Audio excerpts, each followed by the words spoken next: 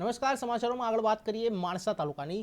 તો આજરોજ માણસા તાલુકા ભાજપ સંગઠન દ્વારા ચૂંટાયેલા તાલુકા સદસ્યમાંથી માણસા તાલુકા પંચાયત પ્રમુખ પદ પર પ્રિયંકાબેન હરીનભાઈ પટેલ અને ઉપપ્રમુખ પદે ગુરેન્દ્રસિંહ કનુસિંહની નિયુક્તિ કરવામાં આવી। પર્યાપ્ત વિગત અનુસાર માણસા તાલુકામાં આવેલ વ્હાઇટ હાઉસમાં તાલુકા સંગઠન પ્રમુખ લક્ષ્મણસિંહ રાઠોડ, મંત્રી મહામંત્રી રાજુભાઈ ચૌધરી, દિનેશભાઈ પટેલ, ભરતભાઈ, મહેશભાઈ તેમજ સંગઠનના કાર્યકર્તા એવા વીઆઈપી વિષ્ણુભાઈ પ્રજાપતિ, દેવેન્દ્રભાઈ ચૌધરી, મહિલા મોરચાની બહેનો, ચૂંટાયેલા તાલુકા સદસ્યો, પૂર્વ પ્રમુખ ભીખાભાઈ પટેલ, ચેરમેન શ્રી ગાભુજી ઠાકોર ઉપસ્થિત રહ્યા હતા।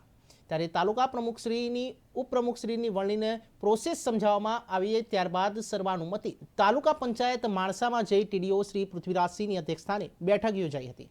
ત્યારે ચૂંટાયેલા તાલુકા સદસ્યોની હાજરીમાં સર્વે સદસ્યોનો મત લઈ ટોટલ 19 સદસ્યોની બહુમતીથી પ્રમુખશ્રીના પદે પ્રિયંકાબેન હિરેનભાઈ આજોલ તાલુકા સીટ રહે છે। ત્યારે દેલવાડા અને ઉપપ્રમુખ પદે ગિરેન્દ્રસિંહ કનુસિંહની નિયુક્તિ કરવામાં આવી હતી। ત્યારબાદ સર્વે વ્હાઇટ હાઉસ પરત ફર્યા અને ભોજન પ્રસાદી આરોગ્ય બાદ સૌ છૂટા પડ્યા હતા। પ્રદેશની તમામ ટીમ, માણસા તાલુકાની તમામ ટીમનો હૃદયપૂર્વક આભાર માનું છું, મારી ખુશી વ્યક્ત કરું છું।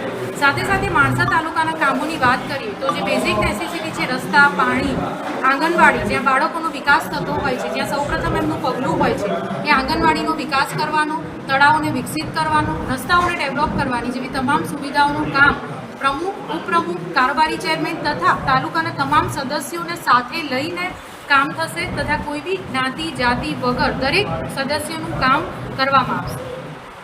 બેન, પ્રમુખ તરીકેનો જે હોદ્દો તમે સંભાળ્યો તો તમે કેટલો ટાઈમ ફાળવી શકશો તાલુકામાં? મારો ફૂલ ટાઈમ તાલુકા પંચાયત તરફથી ફાળવવામાં આવશે, એની ખાતરી આપું છું, વિશ્વાસ આપું છું। મારી ક્યારે બી જરૂરિયાત પડે ત્યારે હું ચોક્કસપણે તટસ્થતાથી ઊભી રહીશ એવી ખાતરી આપું છું। અગાઉ પણ અહીંયા જોયું છે કે મહિલા ઉમેદવાર હોય તો એમના પતિ જ અહીંયા વહીવટ કરતા હતા, એ માટે શું કહેશો આપ?